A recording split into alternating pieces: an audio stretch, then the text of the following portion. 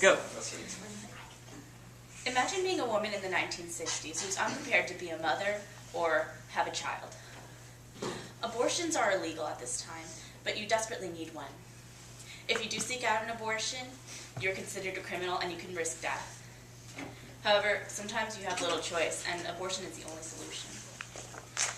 This is what many women face before Roe v. Wade decriminalized abortions. It is a liberty that many people want to eradicate. They argue that it is immoral, and they base their beliefs off skewed information and misconceptions. They believe abortion is a problem that must be stopped. Abortions are a right. Whatever it takes, women will have an abortion if they're desperate enough. It is the only option for some women who face disadvantages financially. Abortions must remain legal. Let's begin by debunking common myths and misconceptions and arguments.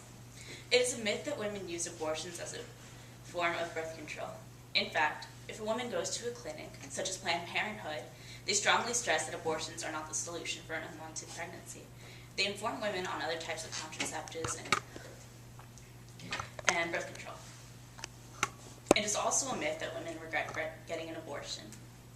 The vast majority of women, post-receiving an abortion, feel relieved. Studies show that this is probably due because the pregnancy occurred under the wrong circumstances. For example, she needed a medical reason in order to get an abortion. Also, abortions don't encourage teenage girls to have sex. In fact, most states require that a minor must inform their parents about getting an abortion or that they must receive written consent from their parents. Planned Parenthood is there to help young women and educate them on abortions, on abortion, contraceptives, and abstinence in some cases. The most common argument against abortion is that it is immoral and you are killing a baby. Well, an abortion in the first trimester is eliminating a group of cells and tissues located in the uterus. A fetus in the womb cannot think, cannot breathe, and cannot do anything on its own. As far as morality goes, Christians believe that an abortion is wrong. Just because it is their belief, it does not mean that it applies to everyone. For example, I'm a Christian, but I am pro-choice. I believe that thrusting my own beliefs onto other people is wrong, and it just doesn't solve anything for anyone. Not everyone is Christian, and not everyone has the same values. People have free will, and they should have the right to decide whether or not they can bear a child. If you don't like an abortion, you shouldn't get one. Women have the right to their own body, to make their own decisions. Women face hundreds of reasons for getting an abortion. For example, she was a victim of rape or incest.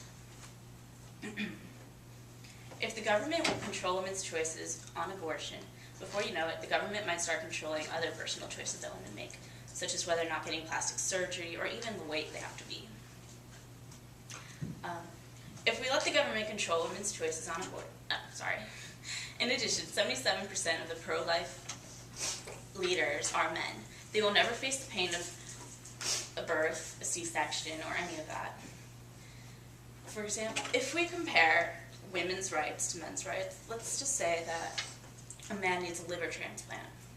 Well, both abortion and liver transplant are a physical need that both people need to have. Excuse me. Both are medical needs. Sometimes they are responsible for that condition. However, a liver transplant is something a man will receive medically. Why should an abortion be any different? Children in pregnancy can also be a financial burden. An abortion in the first trimester can cost anywhere between $350 to $500. However, a natural birth can cost anywhere between $9,000 to $17,000, and a C-section can cost $10,000 to $20,000. And there's an additional $1,000 to $2,000 additional for epidurals. Pregnancy itself is expensive. Sometimes you have to pay for, well, you definitely have to pay for prenatal care, maternity clothing, etc. Also, women don't get paid during maternity leave. This could be a financial burden to women who are underprivileged because she can lose her house, she can barely feed herself. How she can afford a child or having a pregnancy itself? Is an abortion sometimes a solution? Although adoption is great, giving birth isn't the right choice for everyone. Shouldn't every child be a wanted child? People have to consider that the world is being overpopulated, that orphanages face crowding, and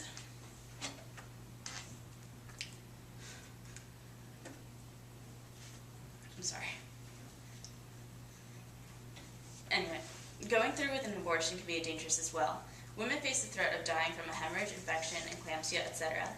According to the World Health Organization, and I quote, every day, 15,000 women die from pregnancy or childbirth-related complications. In 2005, there were an estimated 6,000 maternal deaths worldwide. Going through with a birth can be dangerous as well.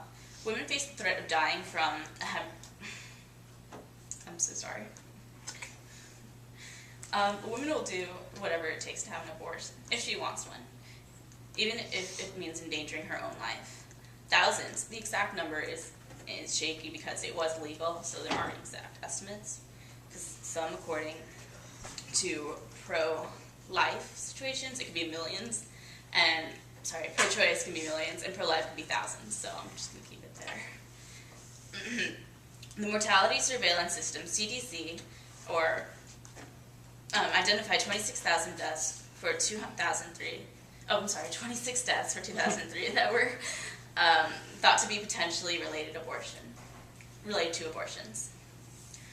Women will try self-abortion if it is legal. They face sepsis, infection, and scarring.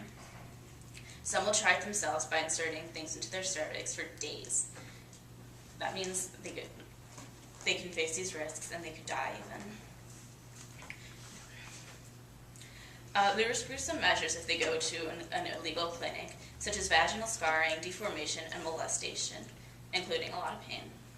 It is a greater hazard. If abortions are legalized, women resort to these things again. If people are so concerned with life, they shouldn't outlaw abortions. In conclusion, we can prevent this problem where it starts. Schools should implement sex education classes that teach about safe sex instead of abstinence only. This gives teenagers the right knowledge that they need to make a decision. Abortions should be a last resort. However, it should be available to all women. It should not discriminate. People shouldn't restrict each other's rights based off personal values. Free will is a precious thing that no one should control.